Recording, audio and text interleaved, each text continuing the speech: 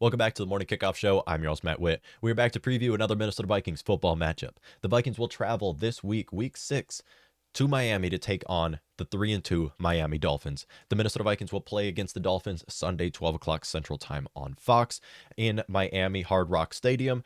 Weather's going to be perfect there. Miami weather is great football weather. I don't know why we call snowy games football weather. This is football weather. You have two first-year head coaches going head-to-head, high-powered passing offenses in perfect weather. Low winds, no rain. This is what we love to see. Now, Minnesota Vikings, Miami Dolphins, two winning opponents going head-to-head. The Vikings are trying to continue their hot streak, 3 straight victories in game-winning drives from Kirk Cousins in Kirktober. And the Miami Dolphins are trying to bounce back to be the 3-0 start that they had. Dolphins 3-2, coming off of 2 straight losses, once against the New York Jets, the other against the Cincinnati Bengals. The Vikings are 3.5-point favorites in this matchup. 3.5-point favorites on an away game against a winning team. Why would that be? Just simply because we're playing their third-string quarterback. The Dolphins have suffered with a lot of injuries, which is ruining their season. They showed a lot of promise coming off of back-to-back wins against the Baltimore Ravens and Buffalo Bills, who are arguably the two best teams in the AFC, now are suffering with a lot of injuries, which has held them back so far. And this is why we have our first trap game alert. Every year, the Minnesota Vikings have one game where they should have won, and they lose to a backup quarterback. The Minnesota Vikings are now 3.5-point favorites in this game on an away game against a third-string quarterback. This is a red flag for us Vikings fans, as just in the past few years, we have seen multiple poor performances from the Vikings against backup quarterbacks where they lose.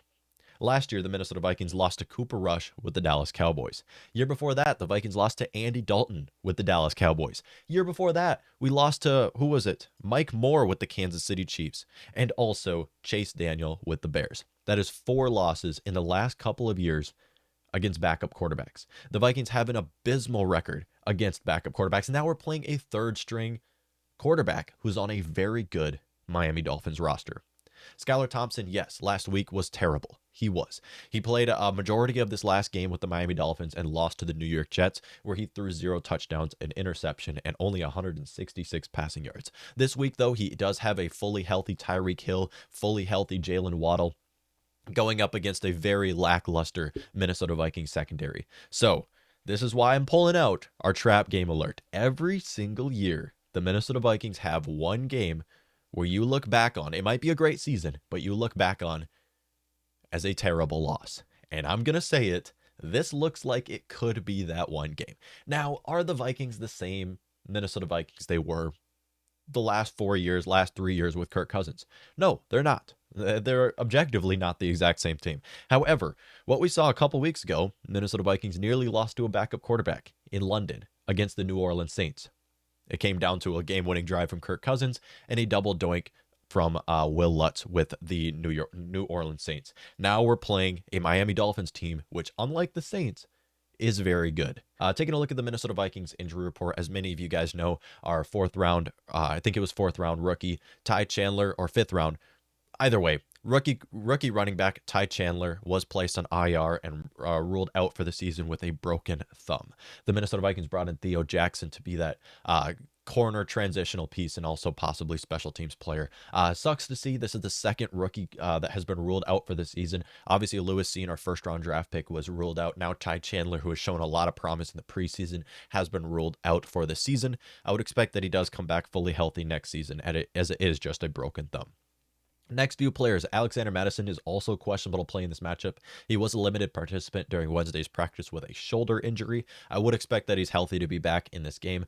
Caleb Evans, another rookie, questionable to play in this game with a concussion. He has suffered with some injuries recently. He did just suffer with his concussion. Caleb Evans, a player I'm very excited for on this Minnesota Vikings team. Still, whether he's healthy or not, I wouldn't expect to see much of Caleb Evans in this game. And Zadarius Smith back on the injury report with his knee injury. He was a limited participant. I would expect Alexander Mattison, Caleb Evans, and Zadarius Smith to be back in this game. So not a lot of injuries for the Minnesota Vikings. And then looking on the Miami Dolphins sideline, it's a completely different story. They have suffered with injuries all around the board on offense and defense. That is the number one thing that has held them back from being an AFC competitor so far this season. They started out with a hot 3-0 start, obviously beating the Bills and beating the Ravens. Everybody started writing them down as an AFC competitor, a Super Bowl competitor, and now injuries have held them back. As many of you know, Tua has been ruled out in this game. He was ruled out Wednesday. Mike McDaniel said that he's not going to play in this game due to a concussion and his ankle injury that he suffered with. However, he was still practicing with the team, which this is the first time I think I've ever seen a player ruled out and then practice with the team the same day. So, yes, he's not going to play in this game, but it's looking promising for Miami Dolphins fans that Tua is going to be back. Teddy Bridgewater is questionable playing this game. He did not participate during Wednesday's practice with a concussion and a pectoral injury. Now, I already mentioned how Skylar Thompson is likely going to be the starting quarterback in this game. Teddy hasn't been ruled out, so it's possible that he will be the starting quarterback in this game. We're just all assuming it's not going to be the case based off of the injury that we just saw him suffer with last week against the Jets. Another player who suffered with a lot of injuries before, Raheem Mostert, their starting running back, or one of their starting running backs and their starting kick returner, did not participate during Wednesday's practice with a knee injury. Raheem has suffered with this knee injury time and time again, his tenure with the 49ers and before that as well, and now is continuing to bang up this knee. Sucks to see. Assuming he doesn't play in this game, we'll likely see Chase Edmonds play. We'll get Myles Gaskin. He'll get some action. We'll probably see Salvin Ahmed on top of there as well. So they have a great run game outside of Raheem Mostert. Still, Raheem Mostert hoping this knee can eventually heal itself. And then Terron Armstead, the player they spent a lot on this offseason to protect for that left tackle spot on the Miami Dolphins offense, is questionable to play in this matchup. He did not participate during Wednesday's practice with a toe injury. Just like Raheem Mostert, this is the same toe injury we've seen Terron Armstead suffer with throughout almost his entire career. He did leave this last week game against the Jets very early in the game with this toe injury, and I would expect that he doesn't play in this game, but they could rush him back. We'll have to wait and see. It's only Thursday right now. And then all on top of this, Smythe, I think I'm saying his last name right, their starting tight end, or one of their starting tight ends, did not participate during Wednesday's practice with a hamstring injury. He is questionable playing this game. Whether he plays or not, he's not a core player on the Miami Dolphins offense by any means, but he is a pretty big blocker. He's an important player on their offense. If he doesn't play in this game, Myles Gaskin will likely... not Myles Gaskin. Mike Gesicki will start for the Miami Dolphins on offense. Looking on defense, Xavier Howard was limited participant with a groin injury. I would expect Xavier Howard to come back, because if Xavier Howard is ruled out in this game, they're probably going to have to play that Noah Igbenogany kid who has been terrible for them. Awful first-round draft pick when you're looking at that. And like I mentioned before, this looks like a trap game for the Minnesota Vikings. We're playing in a winning opponent on the road when we're favored to win. And they have a backup quarterback. That just adds to the amount of abysmal losses the Minnesota Vikings have seen. We're getting flashbacks from last year against the Cowboys, or year before that against the Cowboys, when we're playing Cooper Rush and Andy Dalton and losing to them. Or even Chase Daniel when he played with the Bears and we lost to them. Or Matt Moore when he played with the Kansas City Chiefs. I don't need to bring up all these circumstances, but yeah, we don't have a good record against backup quarterbacks when you're looking at it, especially when we're favored to win. For some reason, the Vikings just look best when we're underdogs. We do. Now we're ranked number 4 in ESPN Power Rankings. Stop ranking us that high. Put us outside the top 10. We play better when we're doubted. Continue to doubt the Minnesota Vikings. Vikings fans, continue to doubt your team, because I'm hoping that they will continue to have a chip on their shoulder, because as we know, Kirk looks best when he has a chip on his shoulder. How can the Vikings avoid this from being another trap game? A repeat from what we've seen in the past against backup quarterbacks. Number 1, pressure the rookie quarterback. Listen, every single rookie quarterback makes a lot of mistakes.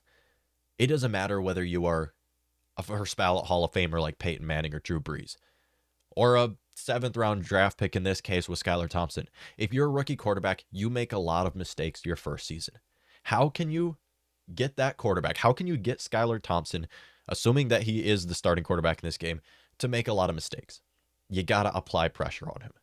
Looking at this Minnesota Vikings, I am still waiting for that "let's meet at the quarterback" quote to really take place.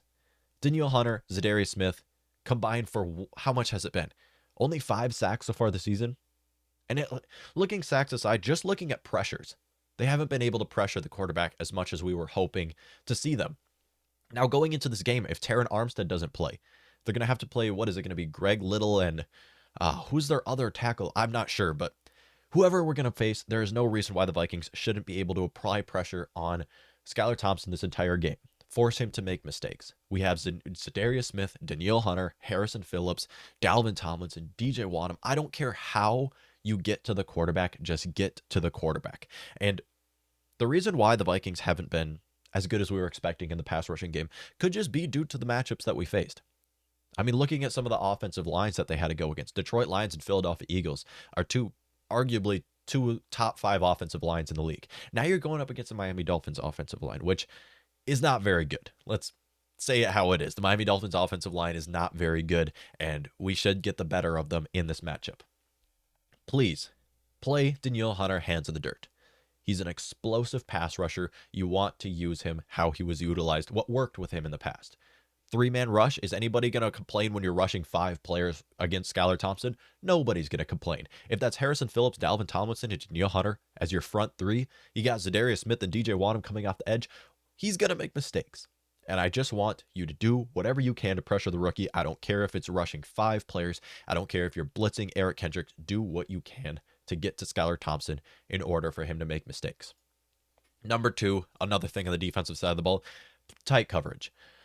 I'm going to tell you right now, this is not going to happen. Ed Donatell is going to go into this game with the same soft zone shell defense, or even just soft zone defense that we've seen in the past, especially when you're playing Miami Dolphins offense, where Tyreek Hill and Jalen Waddle are 2 great deep threats. I expect to see another too high soft defense that we've seen in the past, and this is going to be a recipe for disaster in my opinion, because even though Tyreek Hill and Jalen Waddle are great deep threats, they're also amazing after the catch. And this is what the Minnesota Vikings have been doing up to this point in the season, where they allow those middle range passes that turn into 20-yard passes. I just want you to play tight coverage. Please, Cam Dantzler, Patrick Peterson, Andrew Booth Jr. is going to be in this game. Caleb Evans is questionable to play, but he will likely play in this game. You have multiple options. Chandon Sullivan, I don't care. Play tight coverage on Tyreek Hill and Jalen Waddle. It's a rookie quarterback. I doubt that he can make those deep passes that we saw Tua be able to connect with Tyreek Hill throughout the first 3 weeks of their season. Let him throw deep. Let Skylar Thompson try to throw deep on our defense, and I'm really curious to see how this Minnesota Vikings defense is able to react when he makes mistakes. It's not if he makes mistakes, it's when, because a lot of the times when we lose the backup quarterbacks, it's our fault. Number 3, avoid the Justin Jefferson double team. Okay, here we go. Justin Jefferson, best receiver in the league. Please, please, please, Miami Dolphins, whatever you do, do not double or triple team Justin Jefferson. Have Jefferson go one-on-one against Xavier Howard all game long. I want them to think that they can cover Justin Jefferson just with Xavier Howard. Because like we've seen throughout Justin Jefferson's first 3 years of his career, one-on-one man-to-man coverage, he gets the better of his opponents just about every game so far in his career. When double or triple teamed, he can be contained, and I'm just hoping that they don't double or triple team him. This way he can have another Randy Moss-like game where he gets 140 yards in the first half. Actually, let's stop comparing Justin Jefferson to Randy Moss. He's not going to have another Randy Moss-like game. He's going to have another Justin Jefferson-like game if they do one-on-one coverage against him. Number 4, getting rid of the football. Looking at Kirk Cousins right now, he will likely not have the same pocket time as he has the last few weeks for the Minnesota Vikings. Assuming that they get, it's tough to say because our Vikings offensive line has done outstanding job in pass protection. Christian Darrisaw, breakout season for him. Brian O'Neill continues to be Brian O'Neill. Ezra Cleveland looks great. Our rookie Ed Ingram, solid. And Kirk's been great up to this point. And you got to give credit where credit is due. Kirk is the reason we won our last 3 games. Yes, he's made a lot of mistakes. Yes, defenses have been able to turn those mistakes into scoring drives. But at the end of the day, Kirk does have a long way to go before we can consider him like a top 5 quarterback, obviously, looking at a lot of the quarterbacks talent out there. But under this situation that he has right now, where we have an improved offensive line and one of the best, if not the best, playmaking group in all of football with a great offensive play caller, he should continue to ride this wave and continue to improve as the season goes on. He needs to get better at going through his reads and getting rid of the football, and probably clock management too. Well, we'll wait and see. That could be a lot from a lot of different reasons, but at the end of the day, it's great to see Kirk Cousins having this great start to his season, and it's great to see Kevin O'Connell trusting in his quarterback even when his quarterback doesn't have a great start to the game. And then for the 5th and final one, our third and fourth down offense. And this goes with how I said earlier in the season or earlier this week when we were recapping the Minnesota Vikings victory last week. We have improved so much on third down conversion percentage. The Minnesota Vikings are now 7th in the NFL when it comes to third down conversion percentage. And this is a great sight to see, as like I mentioned before, the greatest part from the Minnesota Vikings, what you can be the most excited for this team, is the fact that we are an unpredictable offense. This is something we couldn't have said under Clint Kubiak's offense, under Kevin Stefanski's offense, Mike Zimmer's, whoever you say it was in the past. The Minnesota Vikings are finally unpredictable. And although I'm not the biggest fan of continuing to target Irv Smith Jr. because he has suffered a lot of passes, Kevin O'Connell doesn't care. Kevin O'Connell has faith in his tight ends, and he has faith in Irv Smith Jr. enough to give him targets on third down, like we saw last week, or even just targeting Jalen Naylor or Jalen Reagor he targeted earlier this season or designed plays for. It's great to see that we are moving the ball around and being an unpredictable offense. We're not just going to Justin Jefferson 15 times a game, although he is the focal point of our offense. There's a lot of playmakers around him, and him being as good as he is opens up a path for other receivers to break out, like KJ Osborne or Adam Thielen. Maybe Adam Thielen continues to be our red zone target. I don't know what we have planned, but that third and fourth down offense we saw last week was great. The Vikings are now the 7th best team on third down conversion percentage with a 42.9 third down conversion percentage. Great sight to see for the Minnesota Vikings. I love to see how much we've improved offensively, especially looking at this last week. I believe the Bears win was a staple win for the Minnesota Vikings. This matchup is going to be a lot harder. Obviously, it's an away game, and yes, you're playing a backup quarterback, and it's going to be interesting to see how we perform against backup quarterbacks now. If this is still the same, the Minnesota Vikings team we've seen from the past, I don't know, but at the end of the day, it does look kind of like a trap game. Bold prediction of the week: Ryan Wright will throw a touchdown pass. Like I mentioned earlier, this Vikings team is very unpredictable, which is my favorite part about this Minnesota Vikings team, is the fact that we are an unpredictable offense, defense, everywhere. Well, not defense, sorry, an unpredictable offense. And I believe in this game, Ryan Wright will throw for a touchdown pass. I think Greg Joseph is going to line up for a 30-yard chip shot field goal, and we're going to decide to have Ryan Wright throw a touchdown because he played quarterback in the past. And as we've seen so far this season, he still has an arm. Final prediction: I do have the Minnesota Vikings still winning this game 30-28 on just a 2-point victory, 2.5-point favorite, so we wouldn't cover the spread in this game. But at the end of the day, I had to predict my Vikings to win this game because I believe we are the better team in this matchup. Really interested to see how this goes. Obviously, this is a trap game, and a lot of us Vikings fans wouldn't be surprised if the Vikings lose this game. Every year, we lose a game to a backup quarterback. We lose a game to a team that we are favored to beat.